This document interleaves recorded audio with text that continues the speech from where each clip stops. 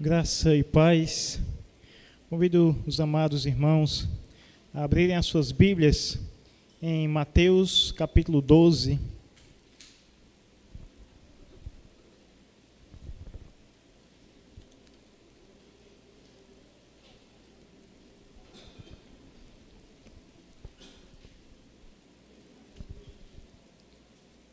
Mateus capítulo 12. Versículo 9 até o versículo 14.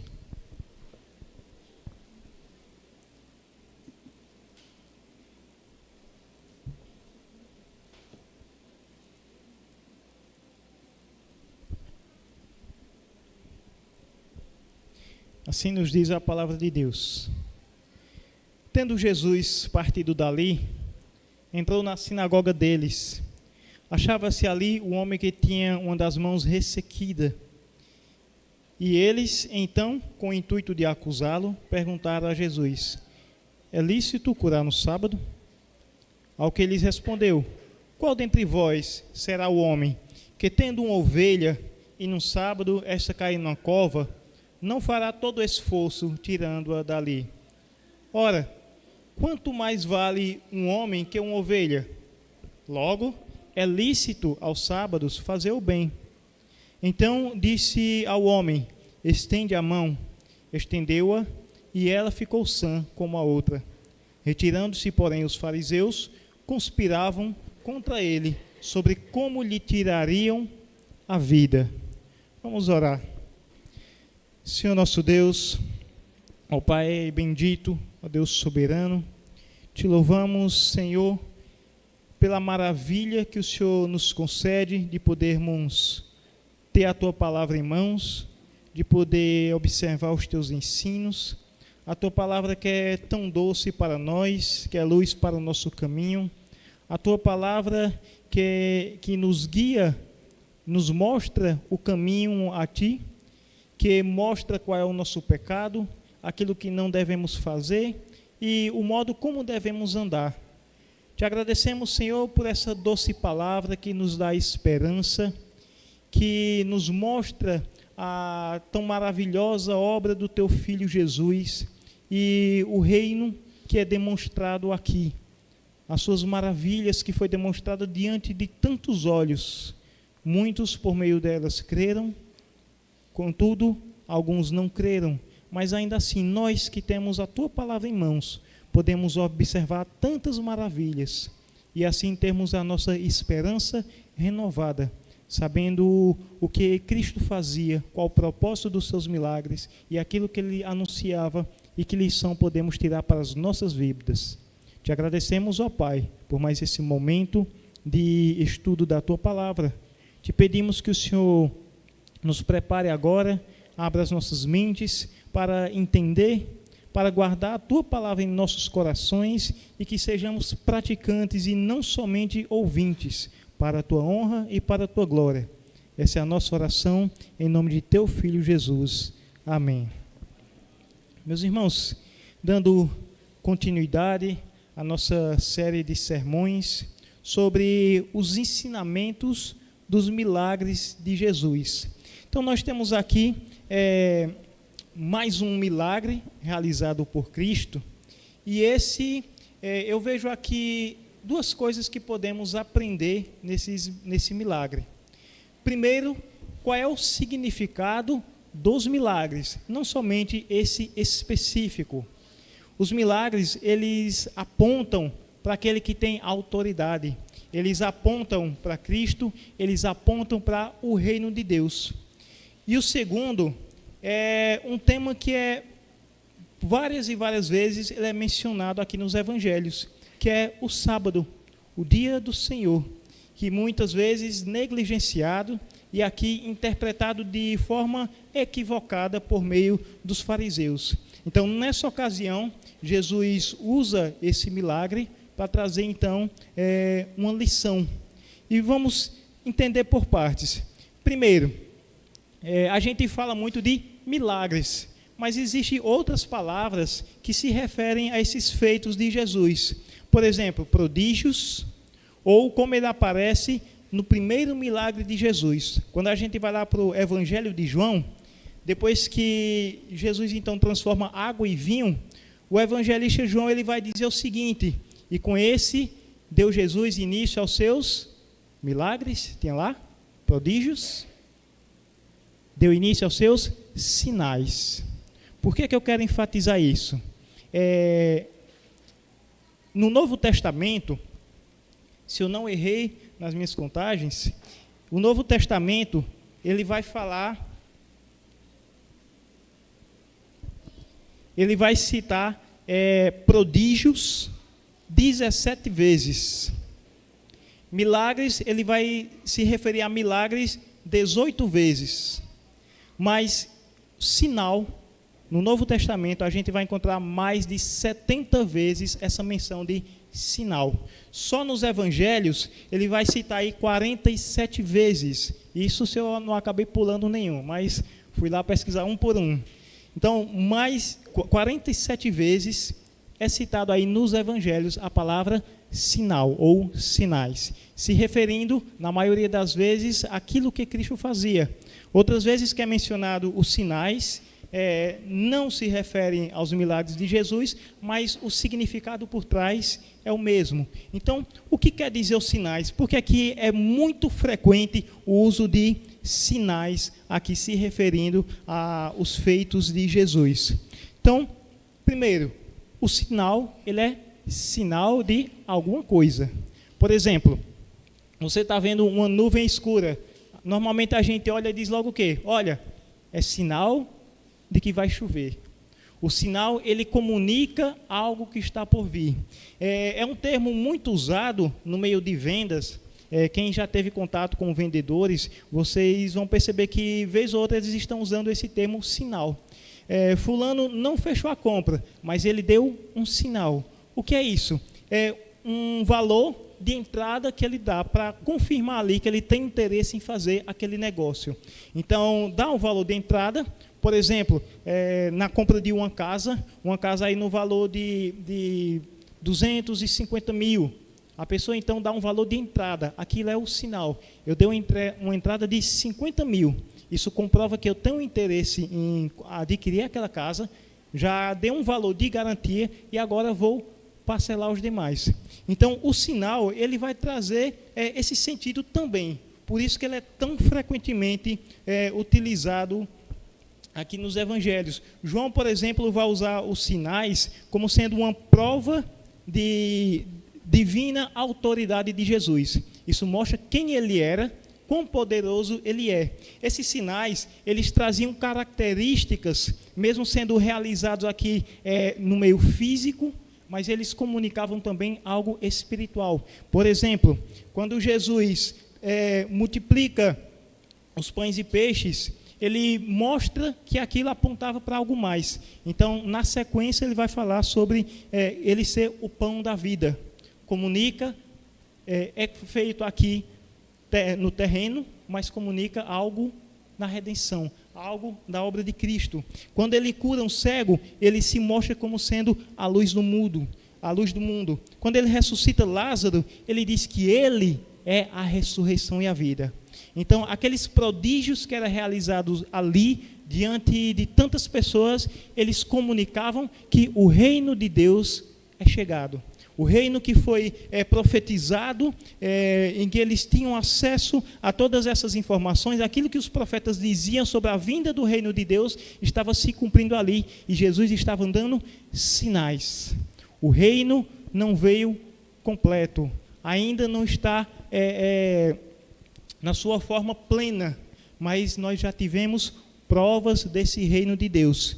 Exemplo, quando a gente vê João Batista, lá em Mateus, no capítulo 11, João Batista, por um momento, duvida se ali era de fato o Cristo. E João Batista chama os seus discípulos e, vai lá e pergunta a Jesus, se ele é de fato aquele que viria, ou nós devemos esperar por outro. Jesus manda a seguinte informação para João Batista: ide e anunciai a João o que estáis ouvindo e vendo. Os cegos veem, os coxos andam, os leprosos são purificados, os surdos ouvem, os mortos são ressuscitados, e aos pobres está sendo pregado o Evangelho. E essa informação é que chega para João Batista. João Batista, então, tem noção. Ele sabe que aquilo que foi prometido no Antigo Testamento, que o reino de Deus viria, e esses sinais estavam acontecendo. Pergunta se ele é de fato aquele que foi prometido. Ele não diz, eu sou. Ele diz o que estava acontecendo. E João Batista, então, tem essa noção. Ele é de fato aquele prometido, porque o reino de Deus é chegado com ele. Provas do reino de Deus estão acontecendo ali diante das pessoas, e isso é o significado dos sinais. Ele comunica algo mais. Ele é apenas uma pequena porção daquilo que vamos desfrutar do reino de Deus. E isso Cristo deu testemunha e mostrou todos esses feitos diante de tantas pessoas, para que ali houvesse esperança. Agora eles sabem que o reino de Deus é verdadeiro, as suas promessas são verdadeiras, e eles tiveram provas disso. E isso fortalece a nossa esperança. Por quê? Se ainda passamos por dificuldades, se ainda há sofrimento, se ainda há doenças, lembrem-se que vai chegar o tempo em que tudo isso vai passar. Jesus, então, multiplica pães, o povo, então, sacia sua fome. No reino de Deus não haverá mais fome, não haverá mais doença. Jesus faz milagres curando inúmeras doenças. Jesus ressuscita pessoas. No reino de Deus, a morte já não mais existirá. E Jesus nos deu porções desse reino de Deus. Então, a primeira lição que nós temos, o que são os milagres de Jesus? O que eles nos comunicam? Eles são sinais, mais frequentemente usado com essa palavra. Os sinais comunicam o reino de Deus, mostram a autoridade e o poder que Cristo tinha, e eles glorificam a Deus. E aqui nesse contexto, Jesus ainda vai trazer um outro ensinamento, o dia do descanso. Aqui ele vai mencionar o sábado, mas aí você se pergunta, e por que a gente se reúne então no domingo? Nós vemos aí no Novo Testamento, que até então era o sábado, mas após a morte e ressurreição de Cristo, há algumas advertências quanto à observação do sábado. Em Colossenses, por exemplo, Paulo vai fazer essa observação, que vocês estão guardando dias de festas, sábados, e ele ainda complementa dizendo que tudo isso era apenas sombra do que viria. Então, se não é no sábado, que dia seria? A gente observa também os apóstolos fazendo várias reuniões, semana após semana, no primeiro dia da semana, no dia da ressurreição de Cristo, no dia do triunfo de Cristo. E assim entendemos que esse dia, que ele é permanente, o propósito continua o mesmo, mas mudou apenas o dia. Ele continua no dia da vitória de Cristo, que é chamado no Novo Testamento de o dia do Senhor. Esse dia a gente não vai encontrar somente na Bíblia, mas após ali, os apóstolos no primeiro, segundo século, a gente vai ver vários escritos dos pais da igreja, várias informações que indicavam que os cristãos se reuniam nesse dia. Há menções de que os cristãos se reuniam no primeiro dia da semana para ouvir a memória dos apóstolos e dos profetas. Eles se reuniam no primeiro dia da semana para celebrar um culto a Deus. Eles se reuniam ao 8º dia, também uma referência ao domingo, para se reunir e adorar ao Senhor. Então a gente vai ver essas menções no Novo Testamento de que o povo agora passa a se reunir no domingo. A isso, a nossa confissão de fé no capítulo 21, ela vai trazer da seguinte forma o que os teólogos de Westminster entenderam e trouxeram essa informação do culto ao Senhor. Ele diz assim: como é lei da natureza que, em geral, uma devida proporção de tempo seja destinada ao culto de Deus, assim também, em sua palavra, por um preceito positivo, moral e perpétuo, preceito que obriga a todos os homens, em todas as épocas, Deus designou particularmente um dia em 7 para ser um sábado, que quer dizer um descanso, santificado por Ele desde o princípio até a ressurreição de Cristo. esse dia foi o último dia da semana. E desde a ressurreição de Cristo, foi mudado para o primeiro dia da semana, dia que nas Escrituras é chamado de Dia do Senhor, o domingo, e que há de continuar até o fim do mundo como o sábado cristão, o dia de descanso cristão. É o significado da palavra, o Shabá, o descanso. Então vamos ver, desde o princípio, Deus estipulou esse dia. Gênesis, no capítulo 2, versículo 1 e 3, ele diz assim: Assim, pois, foram acabados os céus e a terra e todo o seu exército. E havendo Deus terminado no dia sétimo a sua obra que fizera, descansou nesse dia de toda a sua obra que tinha feito. E abençoou Deus o dia sétimo e o santificou, porque nele descansou de toda a obra que, como Criador, fizera. Primeiro, o que significa aqui o descanso? Não é que Deus agora deixou de fazer qualquer coisa. Estou cansado e vou descansar. Deus não se cansa. Deus não é homem, ele não se fadiga. O que ele mostra aqui é que Deus, uma vez criado todas as coisas, agora ele separa um dia para que ele contemple a sua criação, para que ele se regozije nos seus feitos. Esse dia é separado para que o homem tenha prazer em desfrutar da presença de Deus. Esse dia Deus não fica ocioso, porque Jesus vai falar lá em João no capítulo 5, quando interrogam ele por que ele fazia essas coisas no sábado, ele diz: o meu Pai trabalha até agora e eu com ele. Ou seja, Deus ele não deixa de trabalhar, mas o descanso que ele se refere é de a obra que ele estava fazendo, agora ele cessou e separou esse dia para contemplar toda a sua obra.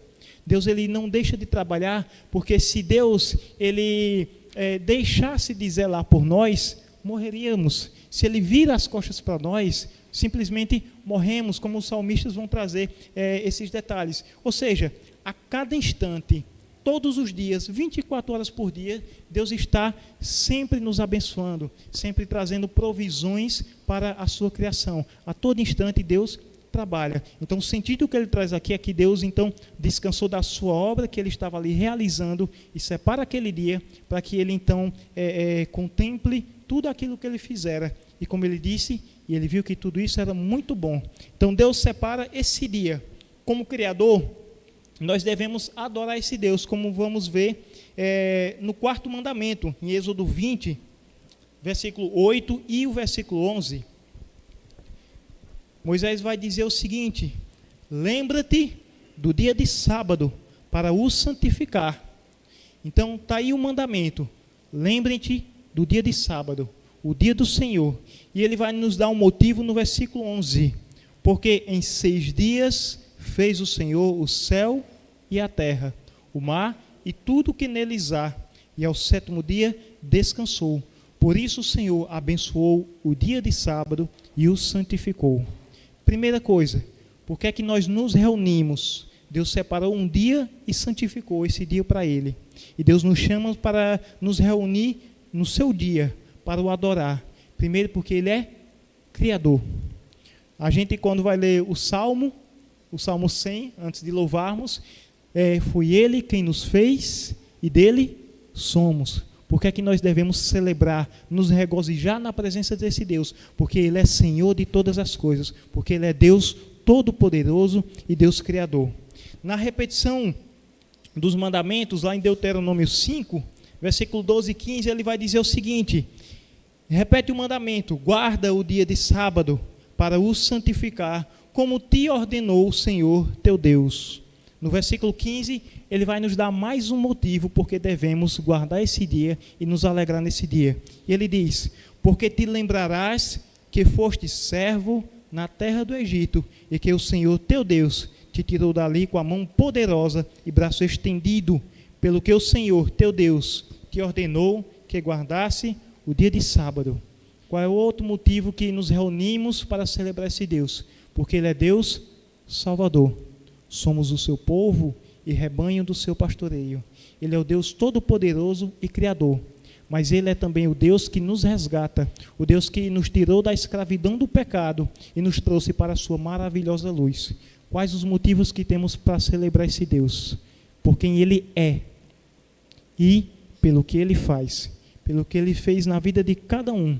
Nós temos motivos de sobra para toda semana estarmos aqui reunidos no dia do Senhor e celebrarmos a esse Deus. E meus irmãos, infelizmente, o povo virava as costas para Deus, fazia aquilo que desagradava, e a gente vai ver outra menção. Quem faz essa menção é o profeta Isaías, lá no capítulo 58, versículo 13 e 14. O povo estava se desviando, o povo já não fazia a vontade de Deus, e por meio do profeta, Deus dá essa advertência ao povo. Ele diz assim, capítulo 58, versículo 13 e 14. Se desviardes o pé de profanar o sábado e de cuidar dos teus próprios interesses no meu santo dia, se chamares ao sábado deleitoso e santo o dia do Senhor, digno de honra, e honrares, não seguindo os teus caminhos, não pretendendo fazer a tua própria vontade, nem falando palavras vãs. Então te deleitarás no Senhor. Eu te farei cavalgar sobre os altos da terra e te sustentarei com a herança de Jacó, teu pai, porque a boca do Senhor disse. Veja a advertência que Deus está dando aqui. O povo estava profanando o seu dia, estava cuidando dos seus próprios interesses, das suas recreações, dos seus pensamentos impuros. E Deus chama o povo de volta à adoração. Olha, se vocês deixarem de profanar o meu dia, se vocês deixarem as suas preocupações, tudo que é suas coisas corriqueiras, e voltarem sua mente tão somente para o Senhor, então Ele mostra as suas bênçãos. Então te deleitarás no Senhor, e eu farei cavalgar sobre os altos da terra e sustentarei com a herança de Jacó. Então Deus faz as suas promessas de bênçãos. Se vocês deixarem de profanar o meu dia e me servirem nesse dia que eu santifiquei e separei para mim, eu os abençoarei. Então, meus irmãos, percebam que frequentemente nós deixamos de observar esse dia. Até então, a menção aqui é ao sétimo dia. Como eu já disse, o propósito é o mesmo. Então, o ensino aqui continua sendo válido para o dia do Senhor, o domingo. Então, o que é que acontece? Esse povo estava se desviando, esse povo foi advertido pelo Senhor, porque já não seguia o dia conforme o Senhor queria. Esse povo tinha um peso nas costas, não sabiam o significado do dia. E para eles, olha, eu vou continuar fazendo as minhas coisas corriqueiras. Eles não entendiam que até mesmo esse mandamento, ele traria benefícios. Ele traz descanso, ele traz ao homem verdadeira alegria na presença de Deus. Eles até então não tinham percebido. Então, quando a gente vai lá para Mateus, meus irmãos, voltando um pouquinho aí no texto, no parágrafo anterior, Mateus no capítulo 12, a gente vai ver aí no partir do primeiro versículo, ele vai trazer também uma outra situação ocorrida no sábado. Ele diz o seguinte: por aquele tempo, em dia de sábado, passou Jesus pelas searas. Ora, estando seus discípulos com fome, entraram a colher espigas e a comer. Os fariseus, porém, vendo isso, disseram-lhe: eis que os teus discípulos fazem o que não é lícito fazer no dia de sábado. Mas Jesus lhe disse: não leste o que fez Davi, quando ele e seus companheiros tiveram fome? Como entrou na casa de Deus e comeram os pães da propiciação, da proposição, os quais não lhes era lícito comer, nem a ele e nem aos que com ele estavam, mas exclusivamente aos sacerdotes? Ou não lestes na lei que, aos sábados, os sacerdotes no templo violam o sábado e ficam sem culpa? Pois eu vos digo, aqui está quem é maior que o templo.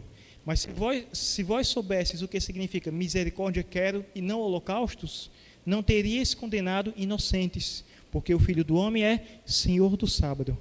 Vejam, meus irmãos, primeira coisa, se Jesus ele veio ele não pecou em nenhum momento, não quebrou nenhuma lei, então fica a dúvida, a que esses fariseus estão se referindo quando ele diz que aqui há algo que não é lícito? Primeira coisa, talvez a gente pense, é porque os discípulos entraram na seara, não era deles, e passaram a colher o que era da terra dos outros. Para quem é da década de 90, acho que leu muito gibizinho, lembra aí da história do Chico Bento. O Chico Bento costumava pular cerca, ia para a terra lá acho que era Inholau, o nome do vizinho, e ele ia lá para roubar goiabas, furtar as goiabas do vizinho. Então, uma atitude nem um pouco bonita. Será se seria isso que estava acontecendo aqui? Não. Eles não estavam furtando os frutos da terra de outra pessoa, porque a lei permitia que isso acontecesse. Lá em Deuteronômio 32, 24 e 25, a lei permite que você, indo para a seara de outra pessoa, nas suas vinhas, você pode colher e se alimentar. Você pode ir lá colher os trigos e comer ali daqueles grãos. O que não podia era ele então chegar lá com a sua foice e começar a coletar, colocar em cestos e levar. Mas enquanto você estivesse ali, era permitido que você pudesse ali se alimentar. Os discípulos então têm fome, eles entram ali na seara e passam a colher. Era permitido. Então, sobre o que é que os fariseus estão falando que não é lícito? Veja, há uma ilustração, não sei bem como é o nome do autor, mas é Joseph, lá está escrito Pipa. Eu não sei como pronuncia esse nome, qual seria a pronúncia do nome desse autor, mas se escreve Pipa, Joseph Pipa. Ele tem um livro chamado O Dia do Senhor, e lá ele vai fazer uma ilustração sobre esse dia. Ele compara o Dia do Senhor com um parque que foi construído pelo rei e seu filho, para que o povo pudesse desfrutar e se alegrar naquele parque. Aquele parque com belas árvores, bancos para que eles pudessem estar ali reunidos com a família, animais passeando ali, um lago que passava por esse parque, tanta beleza, e o povo então se reunia ali para poder aproveitar daquele parque e se alegravam com ele. Contudo, esse rei se ausentou, e após um tempo, o povo já não zelava por esse parque. Começaram a deixar sujeira, se desleixaram, deixaram o mato tomar conta, cheio de erva daninha, os animais foram embora, o lago ficou sujo. Então, aquilo que foi criado pelo rei, para que o homem pudesse se alegrar e desfrutar, agora estava esquecido. Vindo depois líderes que tinham o desejo de trazer de volta a glória que aquele parque tinha, então eles limpam a água do rio, eles tiram toda a erva daninha, colocam de volta animais, deixam o parque como ele era originalmente. Contudo, com certo receio de que o povo entre e acabe destruindo novamente, eles deixam o parque lindo. Só que agora eles cercam o parque. O povo já não tem mais acesso ao parque. Ele vê a beleza daquele parque, mas não pode desfrutar. Então, quando vem o filho do rei, ele manda que derrube aquela cerca, porque não era o propósito do pai dele deixar apenas algo que fosse visto de longe, sem ser aproveitado ou desfrutado. Derrube essa cerca, porque o desejo do meu pai é que o povo desfrute desse parque. Veja, meus irmãos, é isso que estava acontecendo aqui. Os fariseus, eles colocam uma cerca em volta do parque. Por quê? Depois de ser advertido por estarem quebrando o dia do Senhor, então eles começam a criar regras. Então veja que isso que ele está mencionando, aquilo que não é lícito, não é aquilo que foi falado pelos profetas, não é aquilo que estava na lei, mas aquilo que eles interpretaram e criaram as suas próprias leis. Então eles criaram uma carga para o povo de várias coisas que não podiam fazer. Dentro dessas leis, uma boa parte era sobre o dia de sábado. E lá não podia, no dia de sábado, colher. Você não podia chegar ali e colher aqueles grãos, desbulhar ali e comer. Para eles era trabalho. Aquilo não é permitido. Então é isso que eles estavam impondo ao povo. Vamos preservar o dia do Senhor. Vamos então colocar uma cerca, várias regras que o povo deve seguir para que não quebre o dia do Senhor. Mas com isso, eles não notaram que eles estavam justamente tirando todo o propósito desse dia. Porque a carga que era colocada sobre o povo estava sendo pesada. O povo já não desfrutava daquele dia, mas apenas seguia uma série de regras com medo de quebrar esse dia. E isso, a gente observa que essas cargas, elas acabam tirando o propósito e as pessoas esquecem o significado. Por exemplo, eu era bem mais novo, eu tinha um colega que ele guardava o sábado. Esse colega, ele gostava de jogo eletrônico, jogava muito no computador. E no dia de sábado, eu ainda não sabia argumentar com ele, ainda não tinha o conhecimento que eu tenho hoje, eu apenas observava aquela situação e ficava incomodado. Por quê? Porque para ele era só mais uma regra. Olha, hoje eu não posso jogar, porque hoje é sábado. Fazia mais nada. Mas o desejo dele era de jogar. Eu quero jogar. E ficava só olhando, contando as horas e olhando o pôr do sol. Na hora que o sol se pôr, corria para o computador. Então, aquilo ali estava sendo um fardo para ele. Ele não entendeu aquele dia de deleite no Senhor. Ele não entendeu aquilo que Isaías está falando. Olha, nesse dia, a lei de Deus, ela não é apenas uma proibição em si. É proibido porque eu quero que seja proibido e acabou. Mas a lei de Deus, tanto ela serve para nos privar do mal, nos privar de cometer o pecado, como também, cumprindo, existem bênçãos. Então, quando Deus dá a lei desse dia, é para que o homem esqueça das suas atividades corriqueiras, deixe de lado todas as suas preocupações, qualquer recreação, qualquer coisa que ele entenda que seja felicidade para ele, deixe, porque isso é apenas coisa da sua mente. Mas no dia do Senhor, você busca a verdadeira felicidade. Deus te chama para um dia de desfrutar da presença dEle, onde você vai se regozijar no Senhor, onde você vai descansar de todas as preocupações e vai se voltar exclusivamente para a vontade de Deus, para estudar a Bíblia, para se reunir em culto ao Senhor e louvar a esse Deus. Todas as preocupações passam. Esse dia é apenas para nos alegrar, para enchermos as nossas almas. É o dia da feira da alma. Então, se você não entende o significado desse dia, pode ser que ele seja só um peso para você. Esse jovem tinha isso em mente, é só mais uma regra. Ele não sabia nem o que fazer nesse dia, mas não podia fazer porque isso era proibido, isso era proibido, isso era proibido, mas a vontade dele era de fazer. Ele queria fazer e estava só esperando acabar o dia para correr lá e fazer aquilo que era a sua vontade. Então, os fariseus impõem esse peso ao povo. Eles criam uma grande quantidade de regras que não faziam parte da lei, regras criadas por eles a fim de preservar a lei de Deus, só que com isso eles distorciam a lei de Deus. Estavam ensinando coisas totalmente erradas. E Jesus então vem dar essa lição para eles. Olha, não é lícito colher no sábado. Jesus vai trazer 2 exemplos. Primeiro, vocês não leram, como Davi, provavelmente aqui um sábado, esses pães que eram colocados ali na proposição, eram comidos ali no dia de sábado, somente os sacerdotes poderiam comer, mas por uma questão de necessidade, eles estavam ali famintos, desfalecendo. O que é que a gente deve fazer? É lícito ajudar no sábado ou não? Temos pessoas com necessidade. Havia um mandamento de que ali era somente para os sacerdotes, mas por uma questão de necessidade, foi dado o pão a eles, para que eles pudessem ali se alimentar, renovar suas forças e seguir. E nisso, eles não pecaram. O segundo exemplo é dos sacerdotes. Você trabalha toda a semana, e no domingo?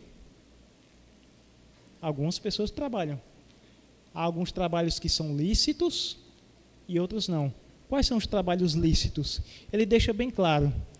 Durante toda a semana, os sacerdotes trabalhavam. Mas no sábado, eles trabalhavam dobrado. E nisso, eles também não pecavam, não achavam culpa nele. Por quê?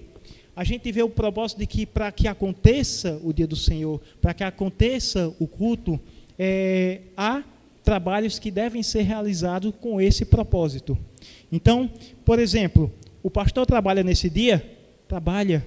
O pastor se dedica nesse dia para trazer ensino para vocês. Eu sou professor durante a semana. Exemplo, eu não sou, mas eu sou um professor durante a semana. O que é que você faz? Eu dou aula. E no dia do Senhor, eu faço o quê? Eu dou aula. É lícito? Não é o meu trabalho secular, não é a correria do dia a dia, mas agora eu me dedico no dia do Senhor para trazer o ensino para a igreja, para que aconteça esse dia, para que aconteça esse culto. Então, Jesus está mostrando aqui que existem trabalhos que são lícitos, porque é necessário que eles ocorram, para que haja o culto, por exemplo, é necessário que os músicos se dediquem para poder conduzir a igreja nos louvores. Vocês estão mais tranquilos, eles estão trabalhando, mas há trabalhos que são necessários nesse dia e são indispensáveis. Então é isso que Jesus está trazendo. Eles queriam pegar ali Jesus, não é lícito. Jesus, vocês não leram as Escrituras, vocês não viram o que fez Davi, vocês não viram o que fazem os sacerdotes. Então, na necessidade, o sábado ele não vem ali como uma carga para o homem. O homem não foi feito para o sábado, mas o sábado para o homem, para que o homem tivesse deleite e descanso no Senhor. E aí ele volta aí para o texto.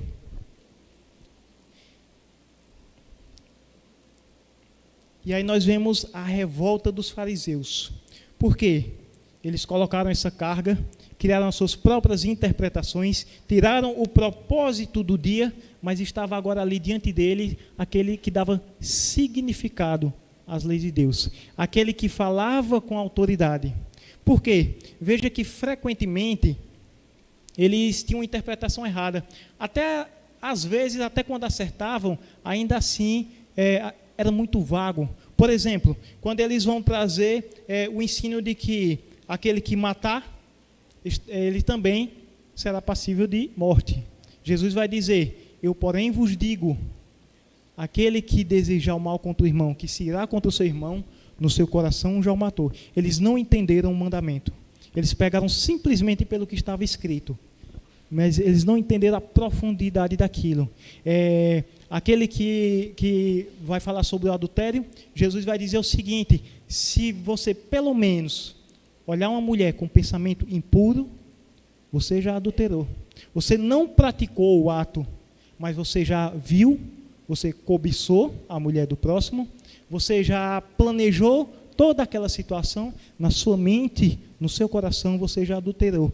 E nisso nós vemos como somos pecadores, porque nesse sentido, é isso que os fariseus faziam, e isso também acontece conosco. Nesse sentido, nós somos adúlteros, nós somos assassinos, porque odiamos os nossos irmãos, nós somos idólatras, porque muitas vezes sequer entendemos o que é adorar a Deus, ter somente um Deus.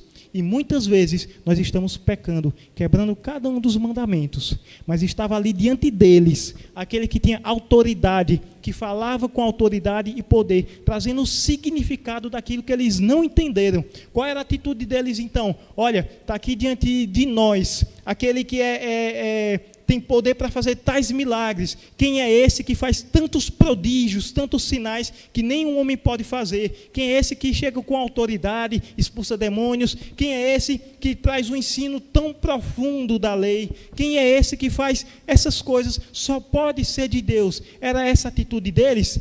De forma nenhuma. A atitude era, vamos matá-lo. Eles estavam cegos pelo seu ego. Eles tiveram ali uma oportunidade de aprender sobre o dia do Senhor. O evangelista Lucas, ele vai nos dar um detalhe. Ele vai dizer, nesse texto também, sobre o homem da mão ressequida, após citar ali que Jesus é Senhor do sábado, ele vai dar um detalhe. E no outro sábado, ou seja, uma semana depois, o que provavelmente esses fariseus estavam fazendo, não estavam guardando o dia do Senhor. Eles já não tinham mais preocupação com esse dia. Eles estavam preocupados com o que Jesus ia fazer. Provavelmente ali sempre de tucalha, seguindo Jesus. Vamos ver o que é que ele está fazendo para acusá-lo. Então, num sábado, viram os discípulos colhendo. Opa, isso não é lícito. Eles não se preocuparam em guardar o dia, nem o que é que Jesus estava fazendo, nem o poder que Jesus usava. Mas a preocupação é, isso aí não é lícito, procurando com o que o acusar. Na semana seguinte, no outro sábado, Lucas faz essa menção. Estava Jesus na sinagoga e eles de novo estavam ali rodeando, não preocupado com o dia do Senhor, mas sempre de olho em ver o que é que Jesus vai fazer, para que a gente possa apanhar ele, para que a gente possa condenar e matá-lo. Não somente eles quebravam o dia do Senhor, quebravam o quarto mandamento, como eles também matavam. Não chegaram a praticar até aqui, mas já planejavam. No seu coração, eles já assassinavam. Então, vejam, eles então buscam ali encurralar Jesus e ver aquele homem, talvez, não fica claro no texto, mas talvez pela ênfase que ele dá quando a gente compara os três evangelhos, Mateus, Marcos e Lucas, talvez eles tenham até levado aquele homem propositalmente para tentar ver o que é que Jesus faria, porque eles começam a rodear e ficar atento. Vamos ver se Jesus vai curar aquele homem. Então, meio que eles criaram ali uma arapuca e novamente eles chegam a Jesus tentando fazer com que Jesus caia nessa armadilha dele. Vamos lá para o Evangelho de Lucas, no capítulo 6. Lucas 6, versículo 6. Cada um dos autores dos evangelhos, eles nos dão detalhes. Provavelmente essa conversa que Jesus teve na sinagoga se prolongou, tiveram vários assuntos, mas cada um especifica algum detalhe do que aconteceu ali na situação. Mateus, ele vai trazer um detalhe, ele vai falar que chamou o homem ali para o meio. Marcos não vai trazer tantos detalhes, mas ele traz uma informação que os outros três não têm, que já vou citar para vocês. Lucas, ele dá um pouco mais de detalhes que os outros também não vão trazer, mas cada um, de acordo com a sua perspectiva, traz uma das situações que aconteceram ali. Não quer dizer que eles estão entrando em contradição, mas de acordo com a ótica de cada observador, cabe a eles, cada um, exibir um detalhe, porque eles entenderam aqui ser mais importante dentro do contexto, dentro daquilo que eles estavam passando para os seus leitores. Então, Lucas vai trazer o seguinte, Lucas 6, versículo 6. Sucedeu que, em outro sábado, detalhe que os outros não trazem, entrou ele na sinagoga e ensinava. Ora, achava-se ali um homem cuja mão direita estava ressequida. Os escribas e fariseus observavam-no, procurando ver se ele faria uma cura no sábado, a fim de acharem do que o acusar. Mas ele, conhecendo-lhes os pensamentos, disse ao homem da mão ressequida: levanta-te e vem para o meio. E ele, levantando-se, permaneceu de pé. Então disse Jesus a eles: que vos parece? Então veja, mais uma vez, eles tentam criar ali uma situação para levar Jesus à condenação.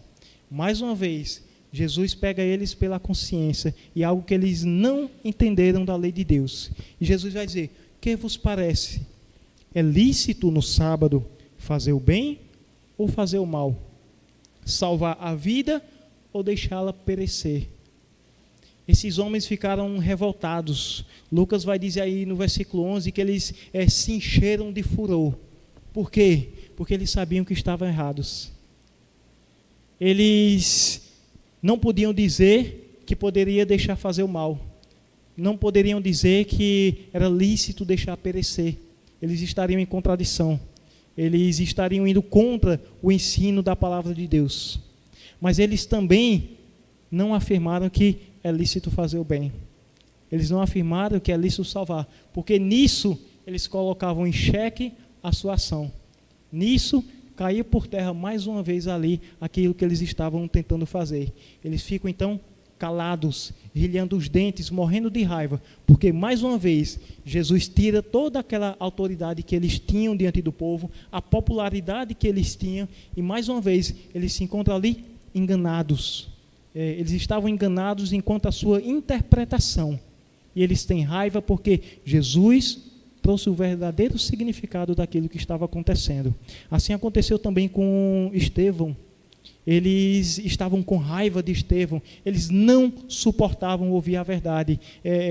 Induziram pessoas a mentir, a dizer que Estevão estava blasfemando para que ele então fosse apedrejado.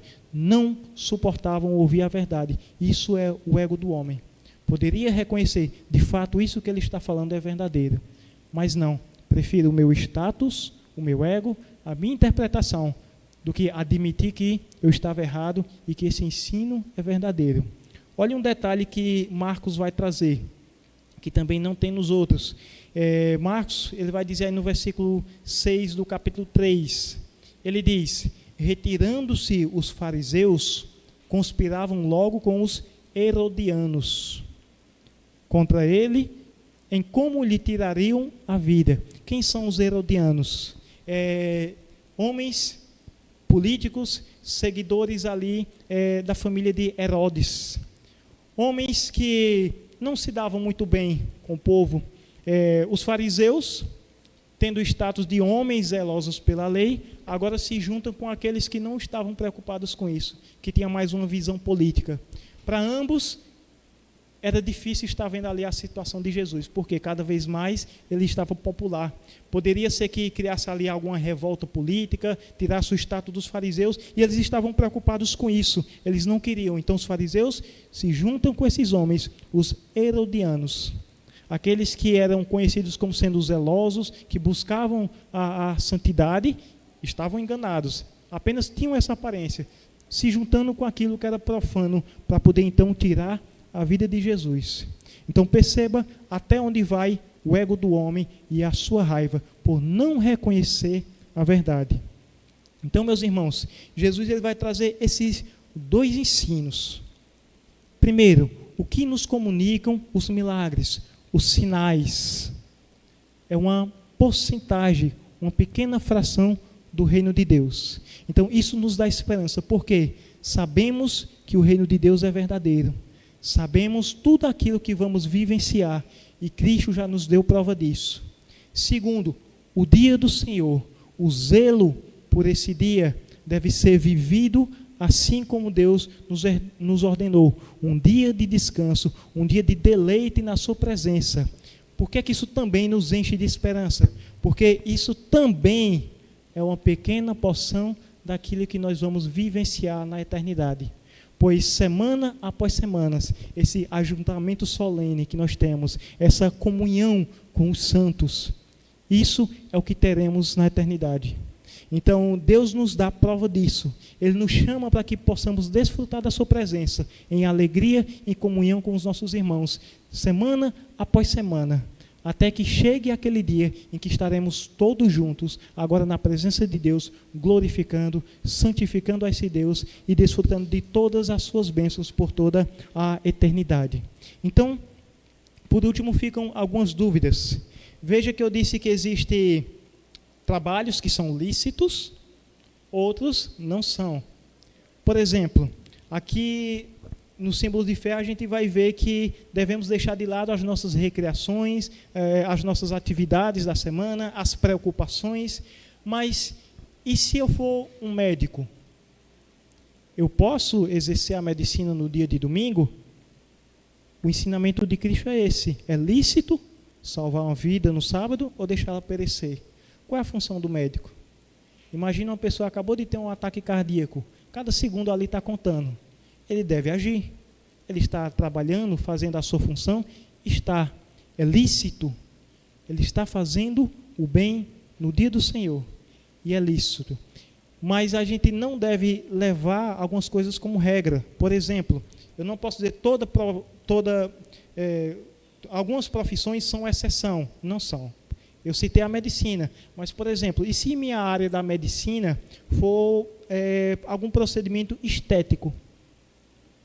Por que eu deveria fazer isso no domingo? Por que eu não posso reagendar para outro dia? Percebe? Então, eu não tenho como dizer a vocês, olha, isso e aquilo outro é permitido, porque eu posso até acabar incorrendo no erro dos fariseus e criar regras. E a gente acaba também tirando o propósito desse dia. Mas a gente deve cuidar do próximo nesse dia? Sim, nesse dia nós usamos para cultuar ao Senhor, particularmente e em público, mas também para misericórdias nesse dia. Por exemplo, na confissão de fé, ainda no capítulo 21, mas agora no parágrafo 8,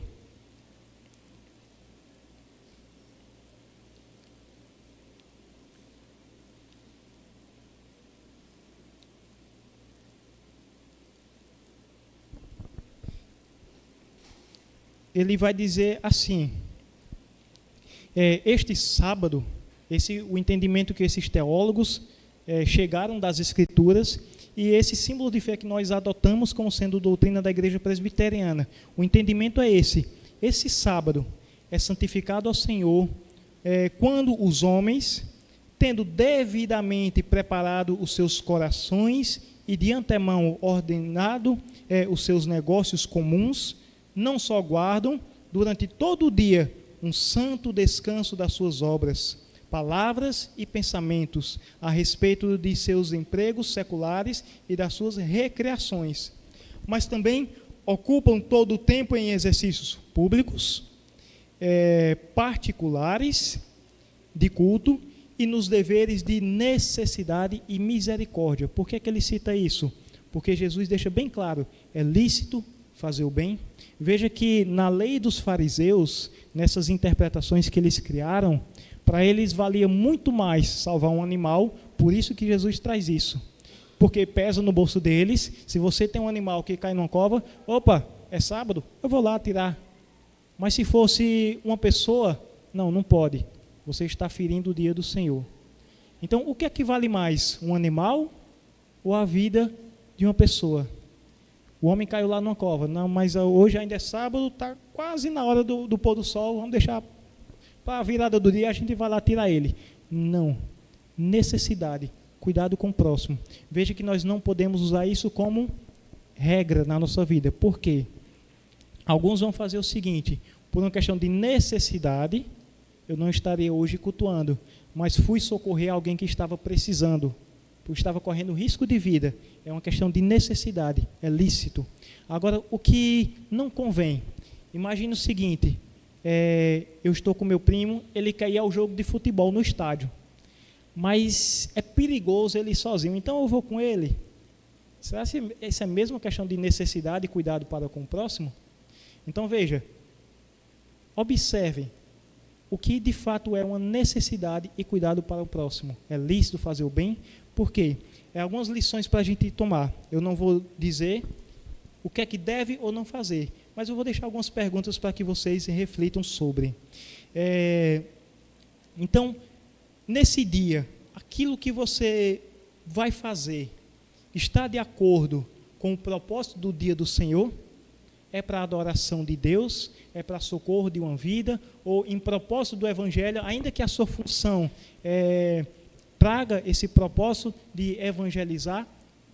Se sim, continue então a fazer aquilo que você deveria fazer.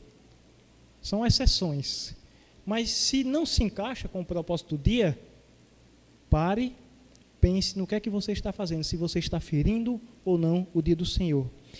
Aquilo que você vai fazer promove o Evangelho na sua vida e na vida do próximo, porque nós também temos o propósito nesse dia, de não só o culto particular, mas público, em atividades públicas e de misericórdia. Isso promove o Evangelho de Deus, está propagando o seu reino, isso está de acordo? Então, pare e pense, a sua atividade está de acordo com isso? Faça, se não, não faça. E terceiro, essa atitude, aquilo que você deve fazer, você entende que aquilo está adorando a Deus?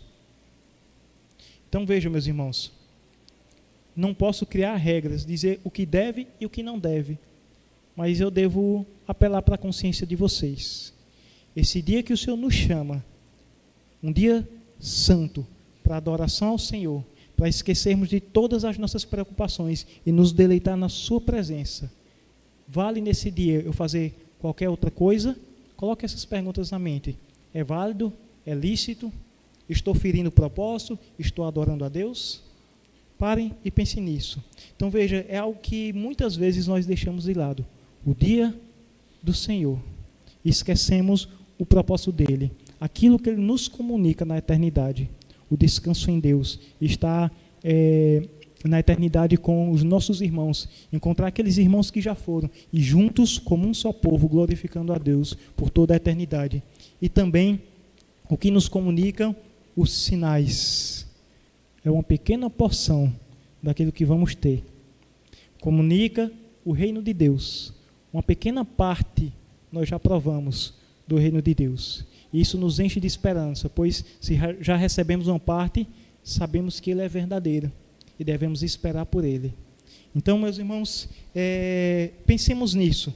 Sempre que leem esse texto, o que é que ele está nos trazendo? Quais são os 2 pontos que Jesus está trazendo aqui, que eles já tinham esquecido desses propósitos? E que o Senhor, nosso Deus, continue nos abençoando. Vamos orar. Senhor nosso Deus, ó Pai soberano, louvado, exaltado e engrandecido seja o teu santo nome, porque és um Deus maravilhoso, um Deus bondoso, que não somente criou todas as coisas, não somente nos chamou para fazer parte do seu povo, mas nos deu um dia que muitas vezes nós nos preocupamos mais com as nossas coisas corriqueiras e negligenciamos esse dia. Mas ao pararmos e observarmos o propósito dele, que ele traz bênçãos para as nossas vidas, que ele traz descanso para a nossa alma, que ele traz alimento e refrigério, vemos o quão gracioso é o Senhor, que mesmo durante toda a semana o Senhor nos dá prova da sua presença, do seu cuidado, ainda assim tira um dia para podermos estar na tua presença.